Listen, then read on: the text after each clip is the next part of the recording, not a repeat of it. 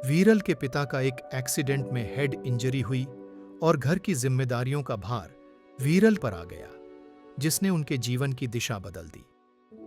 ऐसे कई सालों पहले जब मेरे पापा जो काम कर रहे थे वो ट्रेसिंग का काम कर रहे थे, जो डिज़ाइनिंग का काम था।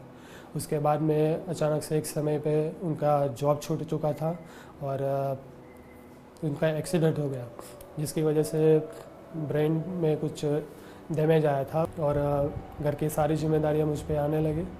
उस समय मैंने अपना काम को ढूंढना शुरू किया और मेडिकल फील्ड में मैंने अपना काम को पाया और उसी समय मैं बाहर घूमने लगा और कुछ ऐसे लोगों से मिला जब वो ऐसे संगत हो गई कि जिसकी वजह से धीरे धीरे करके मैं नशे में चला गया।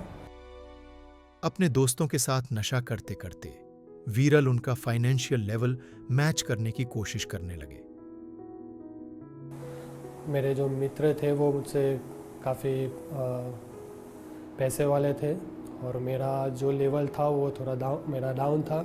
मैं इतना पैसे वाला नहीं था, लेकिन मेरी जो संगत थी वो ज़्यादा पैसे वाले लोग थे। तो उसके साथ मैं अपने आप को कंपेयर करने लगा और उन लोगों के जैसा बनने का कोशिश किया मैंने।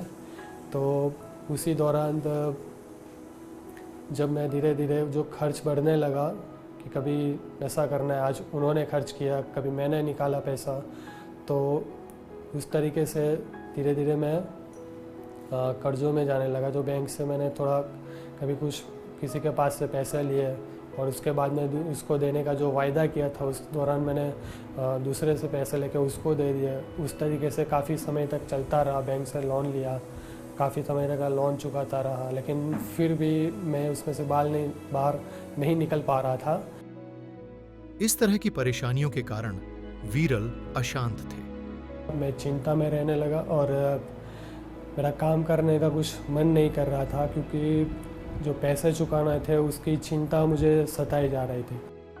उस दौरान वीरल के ऑफिस में काम करने वाली उनकी एक कलीग ने उन्हें वचन और प्रेयर के बारे में बताया और कुछ दिनों बाद वीरल चर्च पहुंचे। तो आराधना चल रही थी वहाँ पे, जो परमेश्वर की स्तुति हो रहे थे। तो वहाँ जाकर मैं ऐसे ही बैठ गया। उसी दौरान वहाँ पर बैठा रहा और धीरे धीरे अजीब सी शांति जो मुझे मिली, जो मैं बोझ लेकर घूम रहा था कि कैसे इससे बाहर निकलूँगा। ऐसा लगा कि जैसे किसी ने मेरा बोझ ले लिया हो। उसके बाद मैं धीरे धीरे रेगुलर चर्च जाने लगा। तो उसके बाद जब वचन से प्रभु ने मुझसे बात की कि अपनी सारी चिंता उसी पे डाल दो, क्योंकि उसको तुम्हारा ध्यान है। तो वो वचन से मुझे काफ़ी हिम्मत मिली कि जैसे मेरे साथ कोई है जो मुझे इस कीचड़ से, जो मैं प्रॉब्लम में फंसा हुआ था, जो मुझे निकाल सकता है। तो उसी कलम पे मैंने विश्वास किया। इस तरह वचनों से वीरल का मन शांत रहने लगा। बाइबल पढ़ना, प्रार्थना करना, गवाही को सुनना, उस तरीके से मैं ज़्यादा से ज़्यादा परमेश्वर की संगति करने लगा।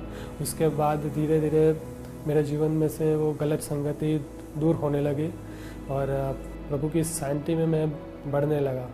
तो प्रॉब्लम काफ़ी समय तक मेरे जीवन में वो रही, तुरंत से नहीं चली गई, लेकिन उस समय प्रभु में आने के बाद मेरे पास वचन जो थे वो मुझे हिम्मत देता था। जब मेरे पास पहले वचन नहीं थे तो मैं डर जाता था। आज वीरल अपनी सुकून भरी जिंदगी के लिए परमेश्वर के आभारी हैं। हमारा जो परमेश्वर है वो हमारी बोझ को ले लेता है। कोई भी परेशानियाँ, कोई भी प्रॉब्लम में क्यों ना फंसे हो, लेकिन वो हमें उसमें से निकालने की ताकत रखता है। वो हमारी हिम्मत है, वो हमें सामर्थ्य देता है। तो उसका वचन कहता है कि इस संसार में तुम्हें संकट है, लेकिन इस संसार को मैंने जीता है। इसलिए हम उसके बच्चे हैं, तो वो हमें जीत ही देगा और जीवन जीने की एक नई शुरुआत दी। इसलिए मैं प्रभु पिता का धन्यवाद करता हूँ।